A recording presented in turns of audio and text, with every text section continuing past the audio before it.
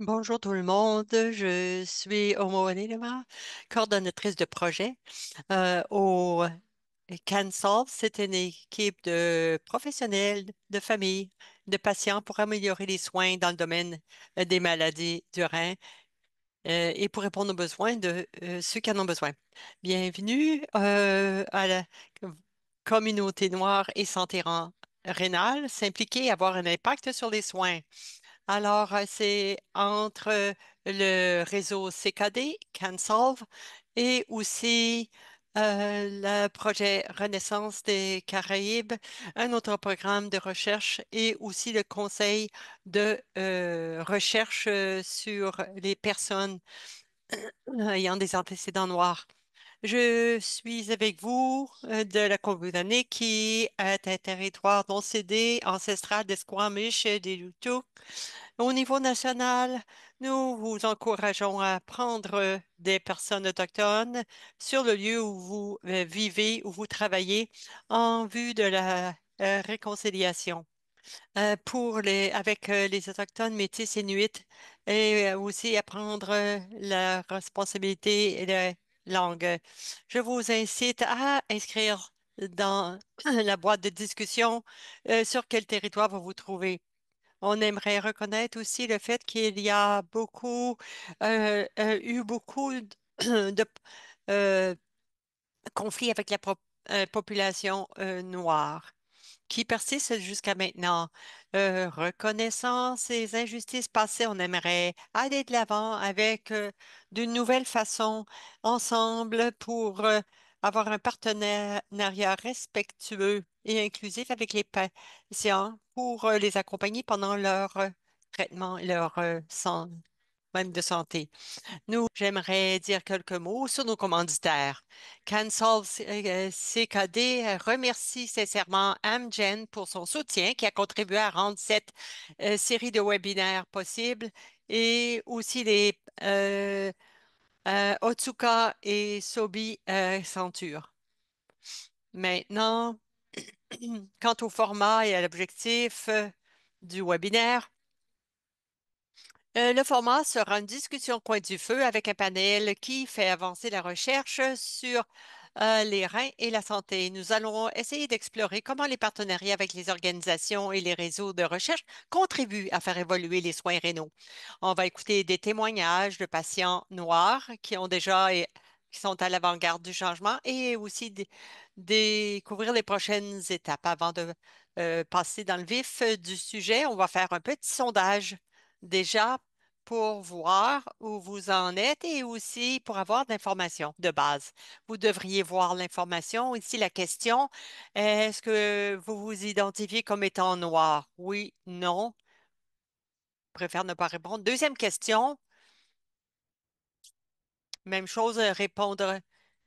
Qu'est-ce que vous avez en tête quand vous pensez à la recherche? Je disais que voici les résultats. Partage 50-50 entre ceux qui s'identifient comme étant une personne noire ou non. Et ensuite, qu'est-ce que le mot recherche nous indique? 17% et 17%. Ensuite, 67% améliorer les soins. Prochaine diapo. Avant de continuer, j'aimerais dire que les Canadiens noirs sont plus à risque de développer une maladie rénale que la population générale. Les obstacles systémiques, notamment l'accès limité, la discrimination et l'inadéquation culturelle des soins pour contribuer à ça contribue à des résultats moins bons. Les programmes communautaires adaptés à la culture améliorent la confiance, l'adhésion et la santé à long terme. En termes de recherche, la recherche, c'est une façon de poser des questions, de recueillir de l'information pour améliorer la prévention, le diagnostic et le traitement des maladies. Dans la santé, ça veut dire aussi étudier les dossiers médicaux, faire des essais cliniques, des médicaments, observer les gens et aussi écouter les témoignages, les expériences et voir comment ils vivent avec la maladie. Il y a deux façons importantes de procéder à la recherche. D'abord, avec des patients et des participants et des partenaires patients. Les participants, c'est ceux qui participent à une étude pour aider les chercheurs à répondre à des questions et aussi essayer de voir comment on peut améliorer ou répondre à des problèmes.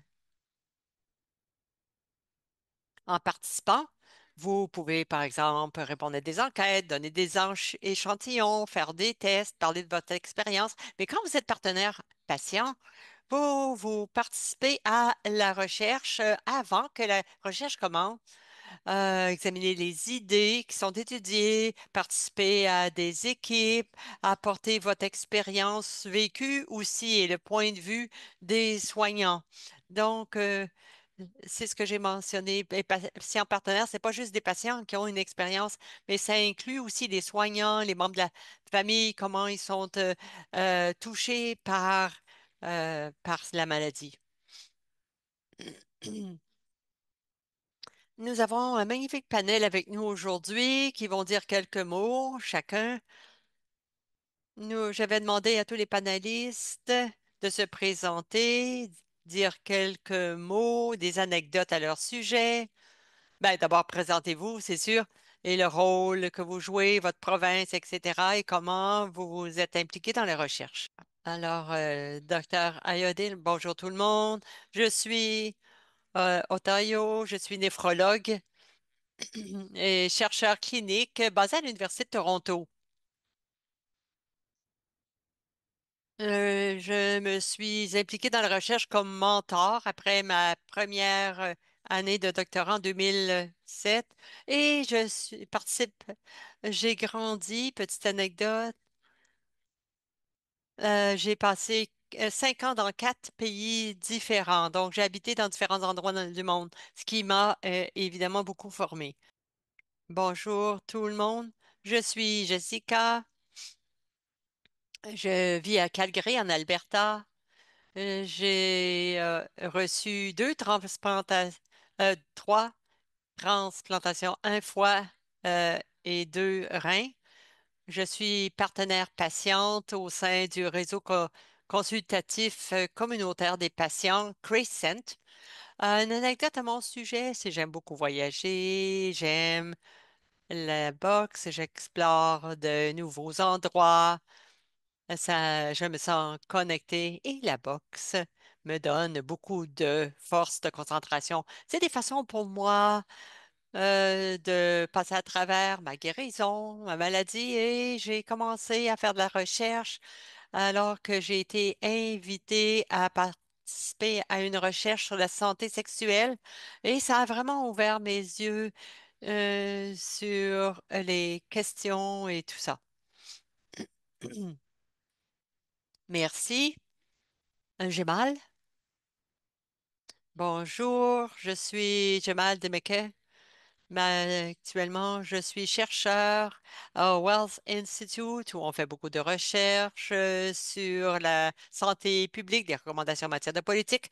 Moi, je me penche sur l'utilisation de données sociodémographiques et aussi je me concentre beaucoup sur les communautés africaines, caribéennes, noires et aussi sur la participation de ces membres des communautés pour gérer l'information.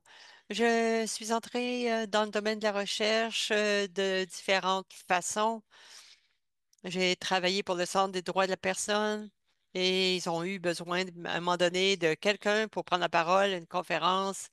Et mon mentor fait de la recherche sur les communautés noires. Il est à Toronto, mais aussi d'autre part, j'ai euh, fait une recherche un peu du côté médical, deux voies différentes, mais pour arriver quand même à la recherche. Et j'ai combiné les deux pour mettre l'accent sur la santé et les communautés noires. Une petite anecdote, j'aime beaucoup la musique. J'ai vu 25 différents spectacles, des concerts, des festivals. J'aime beaucoup l'art, la musique. Merci, Suzanne. Bonjour tout le monde, je suis Suzanne. Je suis en Ontario, dans la région de Toronto. Je suis ici à titre de parent. J'ai un enfant qui a eu un diagnostic rare et complexe, une manifestation de ce diagnostic, c'est la maladie rénale. Donc, comme soignante, c'est euh, beaucoup de travail. J'aimerais dire que je connais mieux le système de santé que n'importe qui d'autre. Je, mes enfants parlent français, anglais, espagnol. Et moi, quand j'étais étudiante, j'ai passé un semestre au Chili. Merci. Merci beaucoup. Maintenant, nous allons passer aux questions pour les panélistes. On va voir tout le monde. On va cesser le partage d'écran. La première question pour le docteur Ayo. Est-ce que vous pouvez nous dire, dans votre perspective comme néphrologue noir, à quel point la voix des personnes noires sont importantes? Pourquoi est-ce que c'est important pour la recherche? Quelle différence est-ce que ça fait pour les patients? Et aussi parler des différences des essais cliniques. Donc, c'est une longue question. Pas de problème, je suis heureux de démarrer la conversation. La discussion va évoluer. Ben, ce que je peux dire, et comme vous avez dit, il y a différents types de recherche. Je comprends qu'il faut mettre ça en contexte selon le travail. Je vais parler de deux domaines de recherche. Il y a des études d'observation, des études où on suit les gens, on essaie de comprendre des facteurs de risque, on fait des prélèvements, la génétique. Comment est-ce qu'on peut expliquer certaines maladies? Et aussi les essais cliniques où on fait l'essai de nouveaux médicaments, de stratégies, de nouveaux traitements et voir leur impact sur la santé. Pour comprendre le rôle de différentes communautés raciales dans la recherche, il s'agit de voir la différence euh, et la façon dont on traite les gens. C'est pas une question uniquement de biologie, mais c'est une question de psychologie, sociologie. Donc, c'est assez varié cette question. Ça touche différents thèmes. La représentation est importante dans la recherche. Si on veut des preuves qui vont guider la pratique, qui vont être acceptées par les personnes qui vont avoir les traitements, il faut avoir une bonne représentation. Et je vais dire quelques mots en parlant des domaines de recherche d'abord. Les études d'observation. Il s'agit de comprendre les facteurs de risque, les tests. Et un bon exemple, c'est comment on mesure les fonctions rénales. Beaucoup de personnes savent qu'on les mesure selon les GFR, qui est le taux de fractation. Donc, ça résume à quel point votre rein épure bien le sang et c'est de 0 à 100%. C'est ça l'échelle d'évaluation.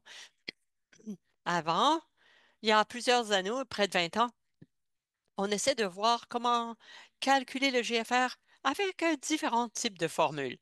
Quelqu'un a essayé de créer une formule simplifiée. Cette formule a quelques composantes. La créatine, le test sanguin, l'âge, le sexe et la race. Alors, à partir de là, le facteur race dans la formule pour le même créatine, même H, donne un GFR plus élevé pour les noirs par rapport à ceux qui ne sont pas noirs. Et c'est ça, que vous soyez noir ou pas. C'est ça le facteur de race. Alors, il y a le construit social. Et ce qui est important aussi avec cette formule, c'est que parfois, c'est pas toujours que vous vous identifiez dans le cas des rendez-vous. euh, on l'utilise pour essayer de voir quelle est la fonction rénale, mais le défi, c'est ce chiffre, finalement, ça dépend quel médicament on va vous donner quand vous allez avoir une transplantation. Donc, évidemment, il y a un effet cascade à ces résultats. Et il faut ensuite se poser la question. en 2022, les gens se sont repensés sur la question, la période de la COVID, se sont demandé, est-ce que la race a des influences? Est-ce que c'est nécessaire? Il y a beaucoup d'articles qui disent pourquoi est-ce qu'on peut pas le faire avec le facteur race? Mais c'est que ça saisit des informations. C'est, c'est pas au sujet de la race, mais c'est tous les éléments qu'englobe ce facteur racial. Ensuite, on a pu créer une équation très utile. C'est important parce que on écarte un peu la race dès la première décision. Mais pourquoi est-ce que ça change? Parce que le changement est arrivé à cause de la représentation. Je pense que dans la première équation, ils n'avaient pas suffisamment de représentation. C'est une question de représentation en termes de personnes noires dans l'équipe de recherche. Et à l'époque, les patients qui participaient, ceux qui étaient noirs, n'étaient pas importants. Donc, non seulement il n'y avait pas assez de chercheurs, mais il n'y avait pas assez de patients non plus. Alors, on s'est dit, on a besoin euh, de cette représentation. Ça n'existait pas. C'est pour ça que parfois, la science ne pense pas à la façon dont ça peut s'appliquer. La représentation était importante et ça. Il y a une étude où les chercheurs euh, euh, c'est important la représentation parce qu'ils aident à poser la question. Ils sont les partenaires parce que c'est à eux que la recherche s'adresse et ils vont avoir les commentaires directs. Hey, je veux pas être quelque part où quelqu'un décide quelle est ma race. Qui est intéressant aussi, c'est que cette étude a des représentations euh, de participants. Il y a des personnes noires, des patients et des personnes noires qui participaient. Et on voulait voir qu'en soi, c'était pas suffisant des patients. Il faut qu'il y ait des gens dans la prise de décision pour s'assurer que ça convienne. Je vais parler des essais cliniques. Ça, c'est plus nuancé. Essais cliniques, si on étudie un médicament par rapport à un autre, dans les essais cliniques, disons, dans le cas de la COVID, on a étudié les méthaxétone, stéroïdes par rapport à d'autres médicaments. C'est important d'avoir une représentation suffisante au cours des études. Mais il y a quand même une nuance. La biologie d'un traitement de la maladie varie selon les personnes et la race. Alors, si Euh, ça nous permet de croire que souvent, il va y avoir des différences en biologie. Nos ancêtres, voyez, euh, il y a des différences historiques qui peuvent influencer les effets des médicaments. Je ne peux pas dire qu'on avait une représentation parfaite pour l'étude des médicaments pour la COVID, mais est-ce que vous devez pas le prendre parce qu'il n'y a pas suffisamment... euh, non, non, non. On est plus semblable que différent. Il y a plus de ressemblances que de différences entre nous. Les traitements sont plus cohérents dans les bénéfices partout. Mais quand même, il faut avoir plus de représentation parce qu'il va y avoir des occasions où il y a certaines différences importantes, où il n'y a pas de représentation importante. On ne le saura jamais. Ceci étant dit, dans les recherches, les essais cliniques, euh, hmm, souvent, euh, les gens ne se voient pas représentés, donc les Noirs ne prennent pas souvent ces médicaments mis à l'excès. Et aussi, on dit que c'est utilisé de façon malicieuse avec les populations noires pour amener des Noirs dans les études. euh, de- et faire des expériences qui sont plus nuisibles que d'autres choses. Alors, pour engager des personnes à la recherche et que ce soit des partenaires, des participants et aussi une diversité de personnes, il faut surmonter, c'est important pour surmonter les dommages historiques. Et, en dernier lieu, il y a la stratégie ensuite. Comment faire mieux avec ce qu'on a? Quand on décide qu'un médicament fonctionne bien, qu'on peut traiter la pression sanguine, etc., comment on le fait? On a besoin de représentation dans la recherche parce que quand il y a des représentants, comment traduire ce qui est là dans la pratique? Une étude que j'aime bien sur la gestion de l'hypertension chez les barbiers. On a fait des interventions. On sait que ça marche dans tous les éléments biologiques. Ensuite, on l'a appliqué d'une façon où ça vise la communauté qu'on dessert. La représentation est donc essentielle. Ça peut être variable parfois, mais c'est important même d'avoir une représentation qui une construction sociale. C'est important. Il ne faut pas les écarter, les personnes noires. C'est important aussi quand on pense à la pratique, comment les médicaments ou les traitements affectent les populations qui sont moins représentées. Alors, ils doivent être partie des chercheurs et des participants. Merci beaucoup d'avoir partagé. Très intéressant d'entendre toutes les différences et les nuances. Je vais maintenant poser une question à Jessica. Pouvez-vous nous faire part de votre expérience en tant que participante à la recherche et en tant que partenaire patiente? Votre expérience dans les deux côtés au sein du Patient Community Advisory Network. Merci beaucoup. Mon parcours de recherche a commencé à une période la plus vulnérable de ma vie. J'étais très malade. J'essayais de gérer le fardeau émotionnel, physique de la maladie et aussi en même temps, je tendais une greffe du foie. Donc à ce moment-là, on m'a demandé de participer à une étude qui met l'accent sur la santé sexuelle. Au début, je me suis dit, ben, en fait, j'étais nerveuse, j'hésitais. Je ne savais pas quel genre d'informations je pouvais leur donner. Parler d'intimité tout en gérant une maladie grave, pour moi, c'était beaucoup, mais je me suis rendu compte que faisant partie de cette étude, ça aiderait probablement quelqu'un d'autre qui a eu cette expérience, qui se sent mal compris, isolé, parce qu'il y a des questions que je me posais moi-même. Euh, Ma santé, mon parcours, hein. Il y a des choses que je voulais moi-même comprendre mieux. Alors, cette étude m'a donné une voix, mais aussi ça m'a rappelé que mon histoire était importante. Je me suis sentie écoutée et vue et ça m'a donné beaucoup de confiance en moi pour participer à l'étude. Plus tard, je me suis jointe au PCAN, Patient Community Advisory Network.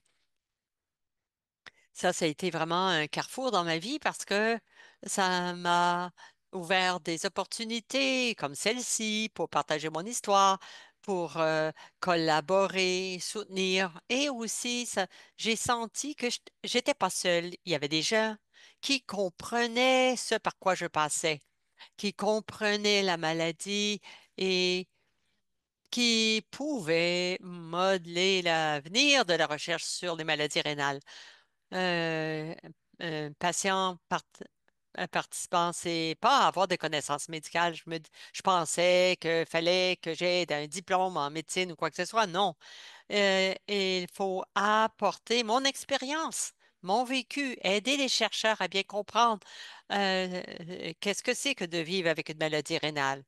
Je me suis sentie euh, vraiment plus forte. Ça m'a donné une orientation davantage humaine et j'ai pu m'exprimer pour représenter d'autres personnes comme moi qui, je sais, n'ont pas eu la chance de s'exprimer, mais aussi simplement le fait de partager mon expérience, ceux qui comprennent pas comment gérer la maladie, les aspects sociaux, psychologiques et aussi l'aspect mental aussi de la maladie.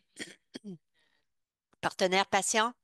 Ça m'a fait croître beaucoup, ça m'a épanoui personnellement, ça m'a donné un objectif, Ça m'a aidé à guérir et ça m'a aidé aussi à soutenir d'autres, surtout les jeunes personnes noires qui ne se voient pas dans les espaces de santé publique. Je veux leur dire que nous pouvons exprimer leur voix et aussi ils sont entendus, ils sont vus.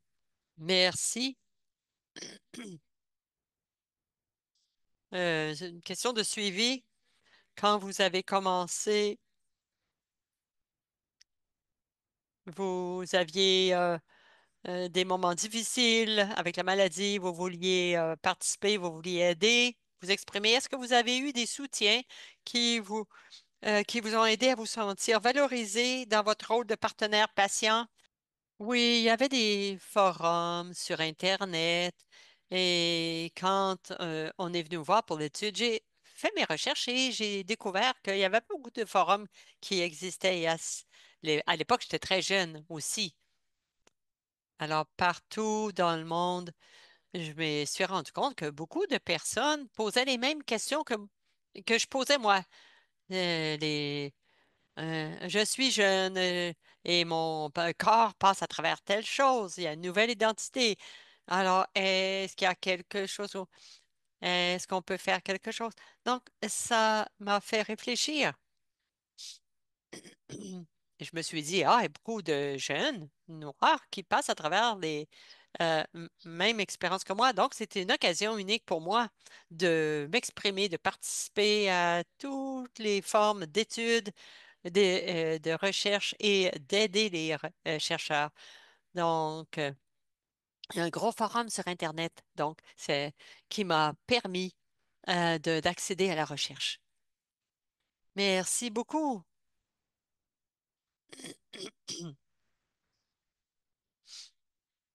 Ma prochaine question pour Jamal.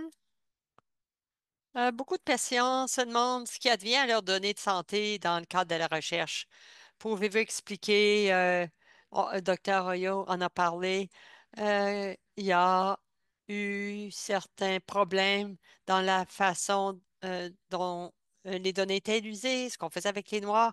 Maintenant, quand on passe en recherche, oui, d'accord, ça m'intéresse. Je veux aider.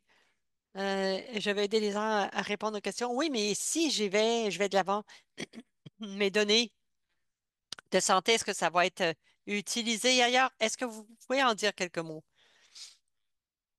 Oui, qu'est-ce qui arrive avec les données de santé et la souveraineté des données, si vous voulez nous présenter un peu ce que c'est. Oui, il y a un enjeu important avec, bon, dans le domaine législatif sur les données personnelles. Quand nos données accèdent au système de santé, les gens peuvent manipuler les données et là, ça relève de la législation. Ça ne les pourquoi est-ce que je veux leur donner des données si c'est comme si je les cédais? Alors, il faut penser à l'autre aspect, c'est-à-dire que les données peuvent aussi être tellement utiles pour atteindre nos objectifs et remédier aux problèmes dont on parle aujourd'hui. Comme Jessica l'a dit, il y a tellement de personnes qui ont des problèmes et pour lesquels, bon, on n'a pas de on ne sait pas ce qui se passe et le système de santé ne le comprend pas. C'est un défi. Alors, on a besoin de penser à ces personnes. De quelle façon est-ce qu'on pourrait être plus à l'aise à donner des données de santé en sachant que ça va revenir et nous et bénéficier, on va en bénéficier. Alors, on se dit, si vous demandez aux gens de l'information personnelle et que ça va participer aux décisions, je travaille avec les hôpitaux, par exemple, avec les agences de santé. L'autre volet, euh, pour ceux qui sont intimidés, c'est pas nécessaire de connaître la loi, euh, c'est pas nécessaire d'être un expert dans quoi que ce soit ou en sciences cliniques. Ce que je dis aux gens, je leur demande, qu'est-ce que vous connaissez des données? Les gens vont dire, ah, je ne sais pas. Mais si vous y pensez, chaque jour, qu'est-ce que vous faites? sur un ordinateur. Comment vous obtenez de l'information? Des ressources. ChatGPT maintenant. On entend parler de bonnes choses, de mauvaises choses. On entend beaucoup de choses.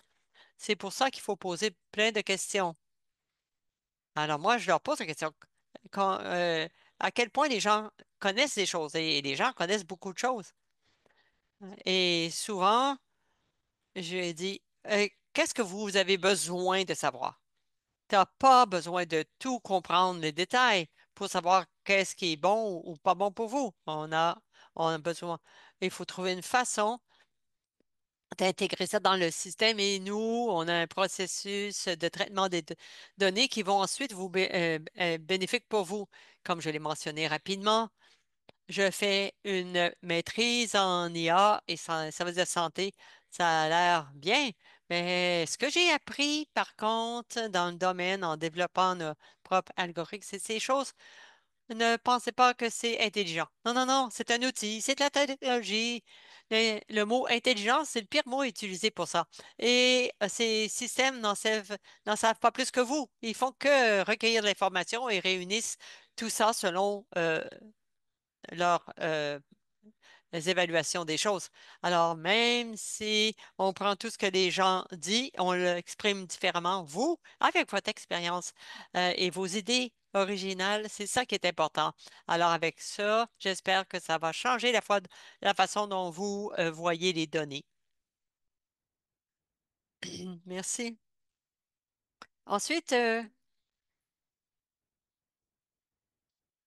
si on veut être participant ou patient partenaire, si on plus de questions, est-ce que vous avez des exemples de questions pour démarrer la conversation? Parce que souvent, les chercheurs n'ont pas pensé à ça. Est-ce que c'est axé sur les communautés noires ou pas? Ou ils ont. Est-ce qu'il y a une question que vous recommandez de poser pour que les chercheurs commencent à réfléchir à ça? Euh, ne pas utiliser que les standards connus. Aussi, dans le domaine de la santé publique, tout le monde est supposément là pour te servir, pour t'aider, te soutenir. C'est ça que ça devrait être. Mais évidemment, il y a des expériences différentes qui existent et il y en a qui voient les choses différemment. Mais quand il s'agit de poser des questions, je ne veux pas simplifier à l'excès. Si vous posez des questions, ils vont vous écouter. Mais la façon dont vous vous présentez quand vous êtes assuré, ah, OK, je vais vous revenir. Il faut poser la question, pourquoi pensez-vous que ce serait bon pour moi? Et parler clairement de la population noire, communauté noire. Il y a beaucoup de choses pour lesquelles on n'a pas de données spécifiques sur les Noirs, mais ça ne veut pas dire que c'est inutile. Mais c'est important aussi pour nous d'utiliser les ressources dont vous disposez et que ben, de demander à l'équipe soignante, est-ce que ça peut être utile pour moi? J'aimerais avoir cette information. Et aussi, habituellement, il y a des patients, des membres de la famille, envoyer un courriel, euh, leur dire de rester en contact avec votre équipe de soins pour que les gens comprennent ce que c'est que d'être impatient. Il n'y a rien de parfait, mais il y a un point de départ. Il faut paver la voie. Hey, je suis ici. Vous pouvez pas juste me faire suivre des choses comme ça standard. Je veux participer. Oui, c'est bien. Moi aussi, je vais prendre ce conseil. Il faut être déterminé, poser des questions. Qu'est-ce que vous faites avec les données? Comment vous allez l'utiliser? Il n'y a pas de question parfaite, je sais, mais simplement montrer que vous voulez, il doit y avoir un dossier. Oui, c'est très important. Merci. Prochaine question pour Suzanne. Suzanne, comme patiente, parente, partenaire, vous avez une perspective différente. Vous prenez des décisions pour votre enfant, vous prenez la défense de votre enfant. Pouvez-vous nous parler de votre expérience comme participante et avec l'enfant, mais aussi une patiente partenaire? Oui, comme Jessica, j'ai commencé comme participante à la recherche en 2022 pour la première fois et à l'époque, en prenant les décisions, on y a référé pendant 10 ans. J'ai vraiment pas participer à ça avec mon enfant et 10 ans. Et pourquoi c'était simple? Parce que je ne savais pas que je pouvais participer. J'avais aucune idée. J'ai jamais vu d'affiches, j'ai jamais vu d'invitation à participer pour moi ou mon enfant. Et s'est jamais adressé à moi. Je dis toujours que je suis arrivée par hasard à cette information. Et c'est une affiche que j'ai vue dans un conseil de participation à la fin de 2022. Je me suis donc impliquée en mars 2023 avec une autre organisation et j'ai participé à CKD en 2024. J'ai jamais eu l'occasion de partager mes expériences. Et quand j'ai eu cette occasion, j'étais ravie parce que j'avais beaucoup de choses à dire. Je pense aussi que quand j'ai commencé à participer, j'étais à un point où j'étais prête à le faire et le faire de façon significative, pas juste critiquer le système, parce que évidemment, il y a beaucoup de patients qui font ça et c'est pas mal parce que notre système n'est pas parfait. Mais pour moi, je me disais que comme partenaire en recherche, il faut que je puisse contribuer de façon constructive à la recherche, ne serait-ce que laisser de côté ma frustration, mon animosité parce que sinon, ce ne sera pas des relations utiles avec les chercheurs.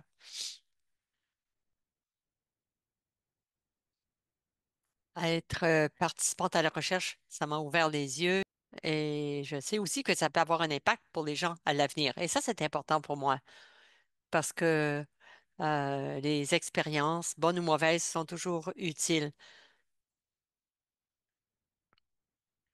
Comme partenaire, c'est encore plus intéressant parce que je parlais à des cliniciens, des universitaires euh, comme sur un pied d'égalité. Et quand vous êtes patient, soignant, ça n'arrive pas, non. Alors, pour moi, euh, je faisais, quand j'étais patiente, je faisais ce qu'on me disait, mais là, c'est pas mauvais parce qu'évidemment, j'ai pas de- d'études en médecine. C'est les médecins qui sont des experts. Mais je me suis sentie qui avait un contrôle de l'extérieur sur moi. Maintenant, le temps a passé, je me suis stabilisée et j'ai développé des relations avec des spécialistes et je me sens davantage comme un partenaire. Mais ça a pris beaucoup de temps à en arriver là. J'ai participé à cause de ma fille, la complexité. Il y a 17 spécialités en cause à différents moments. Donc, j'ai jamais eu la chance de participer dans le domaine de la santé des reins avant 2024. Jamais avant. Je ne pensais pas participer, donc j'étais très heureuse. Quand j'ai vu euh, Can Solve CKD, je me suis dit, c'est mon expérience parente euh, d'un enfant qui a des problèmes rénaux. Merci. Alors, à partir de ce que vous avez dit, patiente, partenaire, hein, CKD, quel, et aussi les autres, le réseau de ces cliniques, pouvez-vous parler de la façon dont vous avez entendu parler de CanSolve CKD et comment vous vous êtes senti soutenu, quel impact euh, juste dans ce réseau, quelle est votre expérience, donc?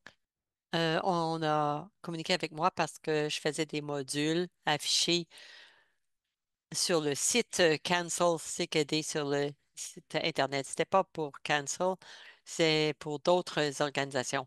Alors, c'est comme ça que on-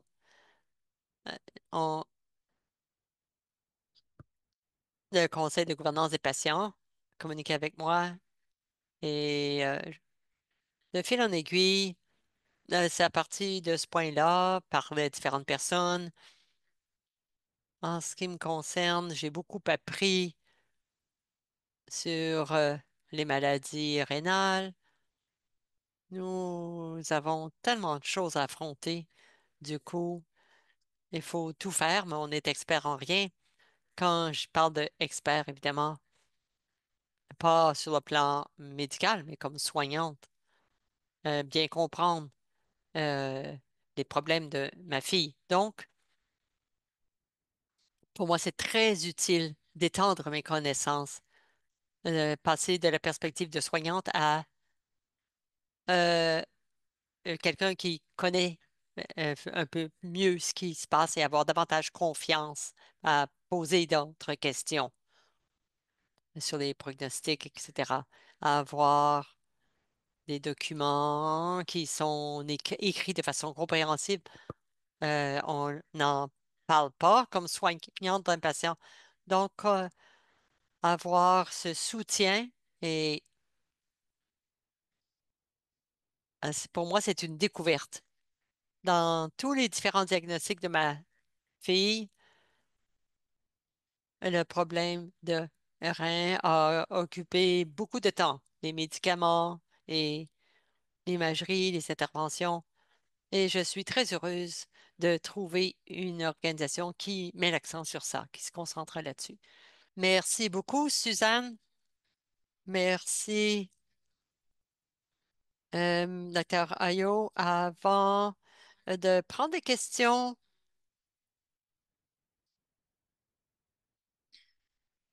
attendez, je vais recommencer.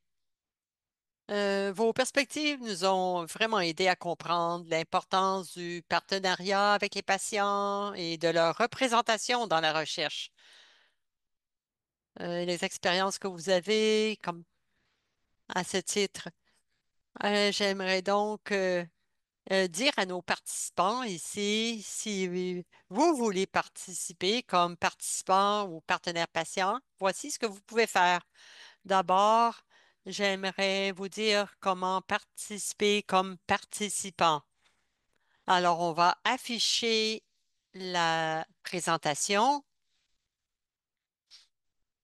Alors, en attendant, je vais vous dire que c'est très utile de participer à la recherche. C'est important de savoir qu'il y a beaucoup de ça varie le temps que vous pouvez participer dans la recherche. Si vous décidez de partager un sondage, c'est 5-10 minutes. Si vous décidez de participer à un groupe de discussion, c'est peut-être une fois 2 heures. Si vous participez à un essai d'observation, parfois ça peut être plus long, quelques mois, un an. Mais dans cette année-là, vous pouvez faire peut-être 2 visites quand vous allez dans la clinique et on recueille vos données. Et après la pandémie, il y a beaucoup de façons de participer à des études sur le plan virtuel également. Je vous dis ça, donc si vous êtes intéressé dans tout ça, mais je ne sais pas si je peux consacrer beaucoup de temps, il y a tellement de façons de participer qui peut convenir à votre horaire. Et comme j'ai dit aussi, il y a aussi des essais cliniques, des façons où on peut vous envoyer par la poste le médicament ou les choses. Aussi, vous venez pour une visite, c'est une fois par mois, tous les 3 mois. Il y a différentes façons d'interagir. Euh, Vous pouvez aussi choisir qu'est-ce qui vous convient, qui convient à votre horaire, et aussi selon votre état de santé. Une plateforme que vous pouvez utiliser pour trouver tous ces lieux de recherche, c'est Kidney Link. Kidney Link est une plateforme nationale qui vous permet de vous informer sur la recherche sur les reins partout au Canada. Kidney Link un partenariat entre CanSolve CKD et la Fondation canadienne du Rein. Quand vous arrivez sur le site Internet, on a un code QR, vous voyez en bas à droite, et le site Internet, vous allez y voir, il y a un filtre, donc vous pouvez sélectionner la liste des études, par exemple, selon la province où vous êtes, les opportunités, est-ce que c'est virtuel ou en personne? Aussi le type de participation, comme j'ai dit, des groupes de discussion, des sondages. Vous pouvez aussi euh, euh, filtrer selon les sujets. Différentes façons de voir le genre d'études qui pourrait vous convenir. Prochaine diapo. Maintenant, comme je l'ai dit, je fais partie du réseau Cancer CKD. Susan aussi en fait partie. Il y a aussi euh, des essais cliniques et Cancel CKD est un réseau national de recherche axé sur les patients. Axé sur les patients, ça veut dire que les patients sont vraiment au centre de tout ce qu'on fait et c'est inclus à tous les niveaux, c'est-à-dire dans l'équipe de leadership des dirigeants, il y a des patients là. Il y a des patients qui sont co-présidents dans les conseils des comités. Donc, partenaire, patient fait partie de l'organisation et on veut pas que ce soit juste quelque chose qui est là. Ah oui, euh, on veut vous entendre. On veut voir si on peut travailler pour énoncer les questions de recherche de façon à ce que le patient, le soignant et la famille peuvent ajouter leur perspective. Donc, c'est un réseau qui existe depuis 2016. Ils offrent beaucoup d'opportunités pour participer selon l'horaire, vos niveaux de confort. On offre également beaucoup de formations euh, pour que vous soyez préparés, soutenus. Vous voyez sur l'écran différents conseils existent. Le patient, il y a le conseil de gouvernance des patients dont Suzanne a parlé. Il y a le conseil de participation de recherche des peuples autochtones. On a aussi des partenaires qui font partie de certains projets de recherche et on a formé un conseil de recherche noir qu'on veut lancer et démarrer pour des projets qui sont particuliers aux personnes noires qui ont des maladies rénales. Alors, choisissez, vous pouvez joindre un conseil, plusieurs conseils. On est très souple et on vous incite, si vous passez par une période où vous avez des problèmes de santé ou un membre de votre famille a des problèmes, ben, c'est des choses qui arrivent. Et vous pouvez prendre une pause, prendre du recul, revenir plus tard. Voyez le code QR sur la page de recherche avec différents modules disponibles selon différentes connaissances que vous voulez acquérir. Par exemple, le portrait de la recherche au Canada, vu par les pairs, la revue par les pairs, par exemple, quand on a un projet. Avant de demander des fonds du gouvernement, de différentes compagnies, souvent on veut que le patient examine la proposition pour dire, ah oui, voici ce qui manque ici, des choses que vous avez oubliées, etc. Donc, on a un module de revue par les pairs qui vous aide sur la façon de procéder euh, pour pouvoir lire les propositions. Et Suzanne l'a dit, il y a des ressources qu'on veut vous aider à obtenir, par exemple, des documents. Et on élabore des documents en langage clair et simple pour que ce soit pas juste du jargon scientifique ou médical, afin que vous puissiez lire, comprendre et que vous soyez en mesure de savoir de quoi il s'agit, cette étude. Et n'importe qui n'a pas de fait d'études pourrait comprendre. Comme Suzanne a dit, on a besoin, vous n'avez pas besoin de formation ou d'antécédents médicaux pour être partenaire patient. Et rapidement, après le webinaire, nous aurons un document de recherche avec toute la liste des ressources dont j'ai parlé et aussi des ressources en santé, des éléments de... Si vous voulez vous joindre au réseau comme patient partenaire, je vais vous donner mes coordonnées dans la dernière diapo et vous pouvez communiquer avec nous aussi de cette façon-là. Maintenant, je pense qu'on peut passer à la période de questions. Si vous ne l'avez pas déjà fait, présentez vos questions au présentateur ou à moi-même et mettez-les dans l'onglet Q et R. N'hésitez pas à utiliser la boîte de discussion aussi. Je sais qu'il y a des questions qui arrivent.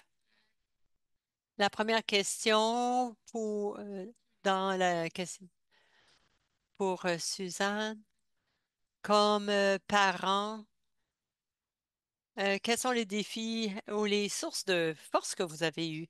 Qu'est-ce que vous changeriez pour que ce soit plus abordable et aussi accessible pour les familles? Un peu vos forces, vos défis, qu'est-ce qui pourrait être changé? Magnifique question, merci beaucoup. Ça a été très, très difficile. Pour moi, très difficile, oui. Pour plusieurs raisons. Tout d'abord, parce que c'était imprévisible. Je me rendais pas compte ma fille aurait tous ces problèmes quand elle est née. Et aussi, elle était en unité néonatale. C'est très difficile de voir son enfant dans cette unité des soins intensifs néonatale. Et aussi, je n'avais aucune expérience dans le domaine du système de santé de façon significative. Et personne non plus autour de moi n'avait été malade avant, n'avait eu de maladie chronique. Donc, je ne connaissais pas beaucoup. Euh, j'ai dû tout apprendre sur le tas, rapidement. C'est aussi le nombre de rendez-vous, les soins, c'était énorme. Moi, je pensais qu'on me dirigerait, qu'on m'aiderait dans le système, mais c'est pas le cas. Les gens ont été très gentils, c'est vrai, mais la structure pour soutenir les patients quand ils sortent du bureau du médecin, évidemment, ça, faudrait travailler là-dessus parce que j'ai trouvé qu'il y avait peu de ressources d'information qui auraient pu m'aider. Je les avais pas. Euh, alors, on devrait donner systématiquement de l'information. Il faudrait que j'aille les chercher, que j'allais trouver cette information. Et ça ajoute un fardeau quand vous êtes un soignant. Très souvent, les gens ne veulent pas chercher des ressources parce que c'est encore une autre affaire qu'on doit faire, un autre formulaire, une autre demande. Et pendant que je fais là, je fais ça, je fais pas autre chose. Et ça ajoute à la charge de travail des soignants. J'aimerais plus d'une offre d'information systématique. Donc, dès que vous êtes admis, pour un adulte, pour un enfant, vous avez une liste de programmes où pourriez demander des groupes de soutien qui ont cette situation. Bon, parce que moi, c'était pas mon cas et c'était plus difficile. Les sources qui m'ont donné des forces, je pense que le groupe de parents pour les enfants malade. Évidemment, c'est une mine d'or. C'est très précieux. Impossible de s'en apprécier, je vous dirais. J'ai toujours regretté de ne pas me joindre à ce groupe plus tôt parce que les parents connaissent tous, vraiment. Parce qu'ils n'ont pas le choix. Et il faut qu'ils aient fouillé pour avoir l'information. Donc, tous ceux qui ont un enfant qui est malade, une certaine maladie, que ce soit quelque chose qui est plus général ou plus spécifique, je vous recommande fortement de vous joindre à un groupe surtout sur Facebook. Je, euh, je- c'est là où on apprend tout. Merci. Merci, Susan. La prochaine question,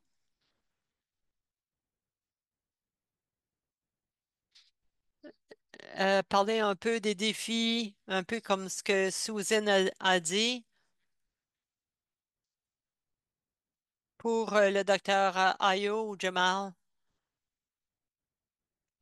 Il y a une personne qui dit, comment est-ce qu'on peut se diriger ou atténuer les barrières de collecte de données dans un domaine où il y a peu de personnes noires?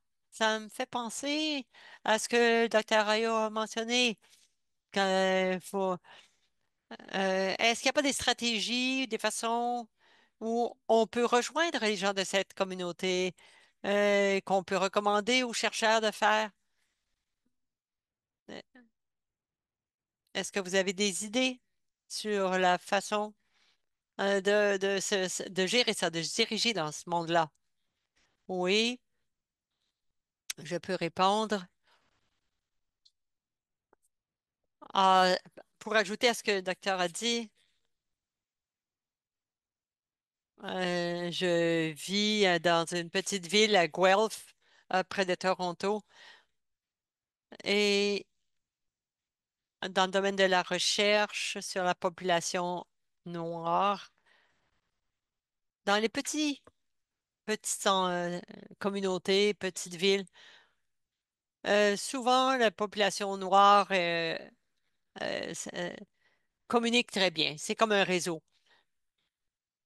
Mais si vous cherchez, bon, qui interagit, dans quel domaine les gens vont, où? Alors, oui, les salons de barbier, comme vous dites, les institutions, ou même des épiceries. Je dis pas là, que c'est tout là que voilà. J'ai ce commentaire aussi. J'ai fait de la recherche sur la distribution, les stratégies de vaccination de la COVID. En fait, c'était aux États-Unis, sur la population. Et on regarde qu'est-ce qui a marché pour les gens. Alors, tous ceux qui font ces choses-là et aussi essayer de voir comment cibler les personnes. Les ressources, on essaie de faire les choses correctement parce que si vous allez dans une école, qui est toujours important, mais si je dois choisir, je vais poser la question, est-ce qu'il y a une raison pour laquelle cette école va favoriser la diffusion de l'information dans la population noire? Il n'y a pas de raison, mais alors qu'il y a beaucoup d'autres options. Et aussi, à partir de certaines organisations, institutions que les gens connaissent ou auxquelles on a passé. Et je pense aussi qu'il s'agit de voir comment les gens parlent. Est-ce qu'il y a un groupe Facebook dont tout le monde fait partie? Vous êtes dans l'organisation, peut-être que vous ne le savez pas. Quand vous voyez comment les régents euh, interagissent, sont établis en réseau, alors c'est favorable.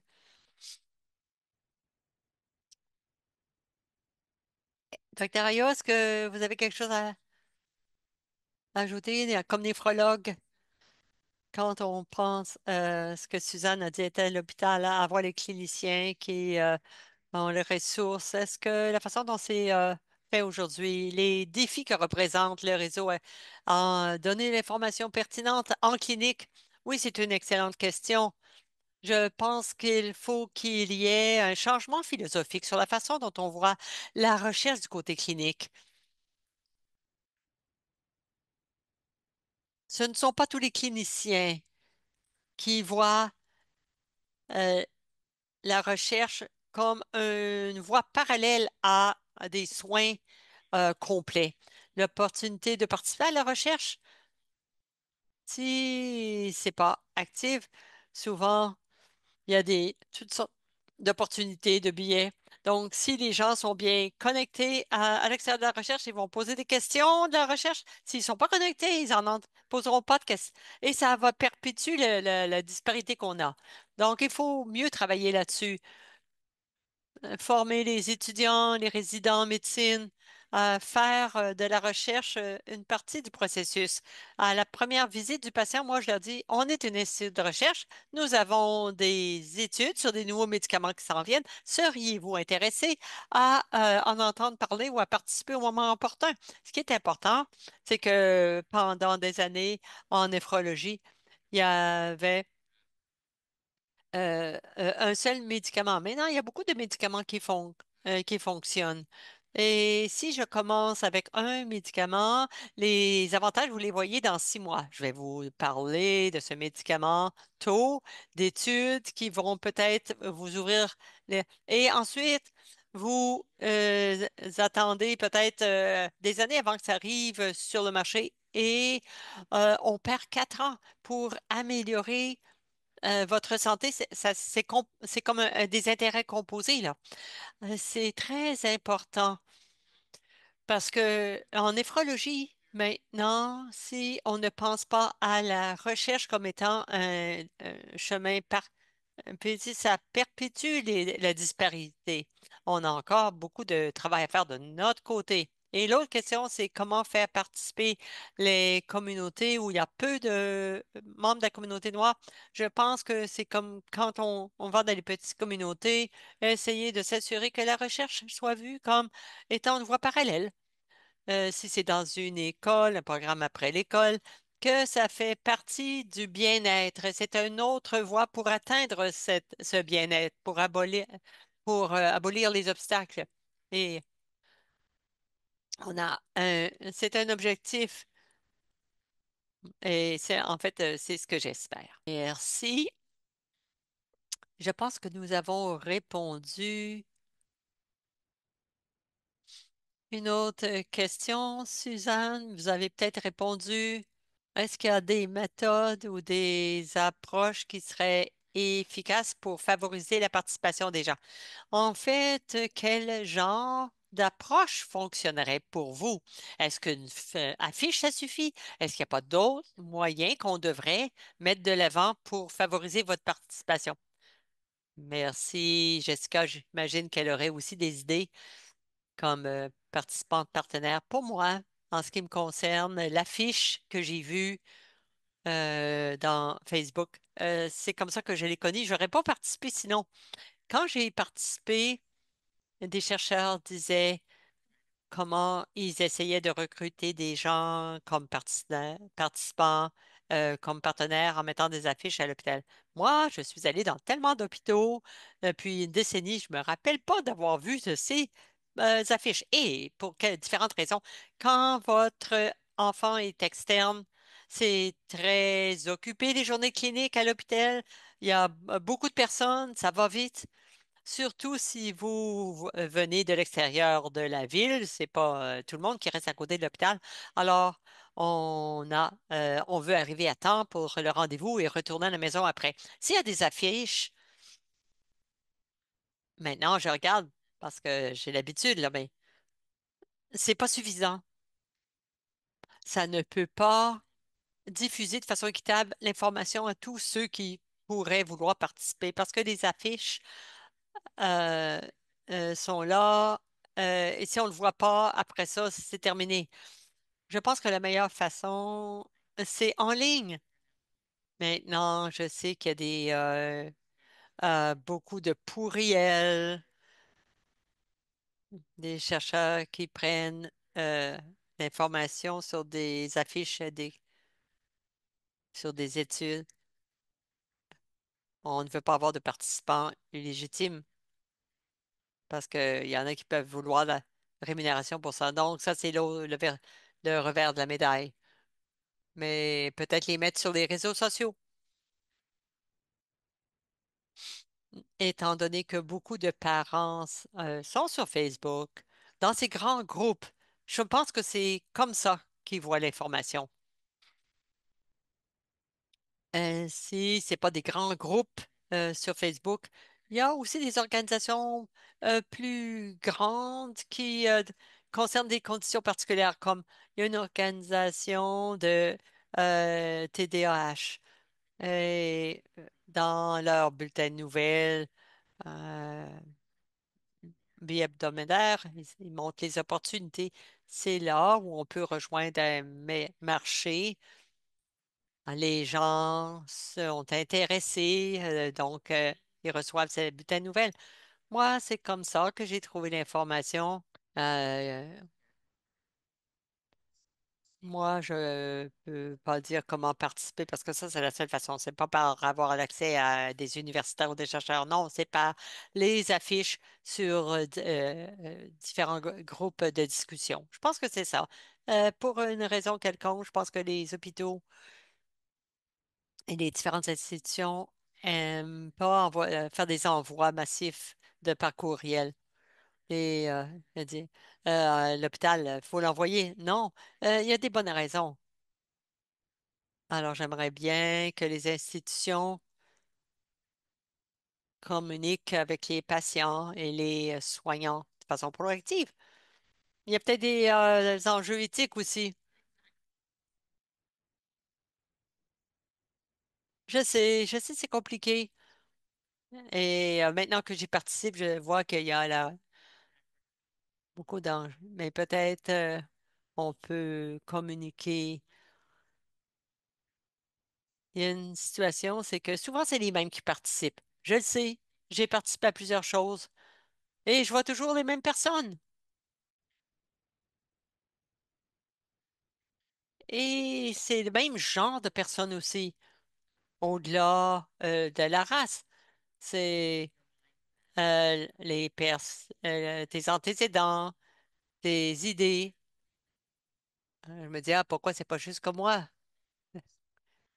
Alors, c'est pour ça que je pense que c'est important de trouver une façon de connecter avec une organisation où vous allez avoir plusieurs personnes qui en vont partie et qui ont différentes perspectives parce que souvent, on ne cherche pas vraiment. Il faut chercher la variété dans les perspectives, pas juste dans la façon dont ce que les gens ont l'air. Merci. Je partage ton point de vue. Quand vous entrez sorti de l'hôpital, on ne vérifie pas, on ne regarde pas s'il n'y a pas une opportunité de recherche ou quoi que ce soit. En ce qui me concerne, j'étais très jeune quand j'ai commencé. J'avais 17 ans, j'arrivais du Nigeria, je venais de déménager au Canada.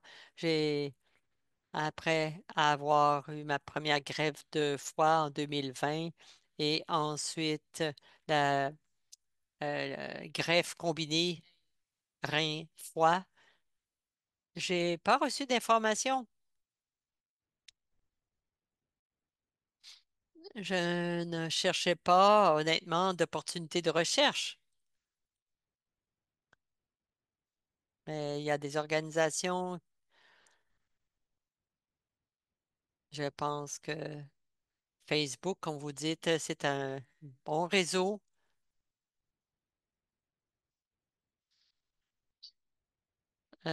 comme patient partenaire. Euh, je, je suis allée sur Google, j'ai vu la Fondation des maladies du rein du Canada. C'est là où j'ai vu l'information, les façons de me joindre à la recherche et aussi comment aider.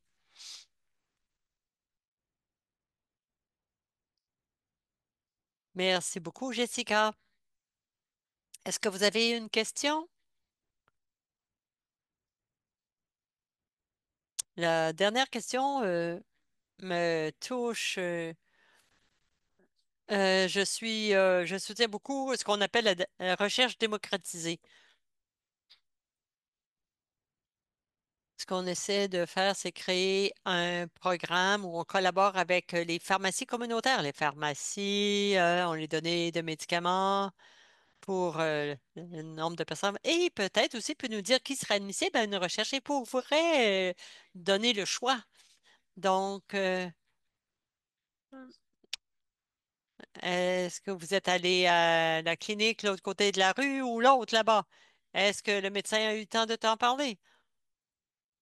On pense à ça, on entend le message et on peut parler des opportunités de participer à la recherche quand on va réussir à avoir un- une bonne structure On va parler de recherche démocratisée. On veut créer ça ici et n'hésitez pas à communiquer avec moi. On aimerait trouver la meilleure façon de procéder parce que on veut faire ça en Ontario, mais comment faire participer les gens dans les pharmacies euh, pour donner une chance aux patients de décider? Merci beaucoup.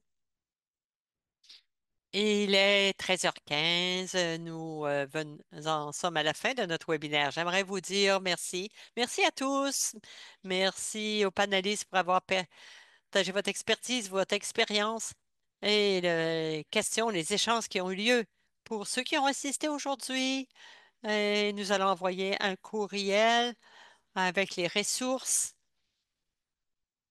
Et si vous avez des questions, vous pouvez m'envoyer un courriel. Si vous voulez entrer en contact avec un panéliste, envoyez-moi un courriel et je pourrai le transmettre. Merci à tous de vous être joints aujourd'hui. J'espère que vous avez apprécié le webinaire. S'il y a des questions qui n'ont pas été répondues, n'hésitez pas à nous envoyer un courriel. Merci.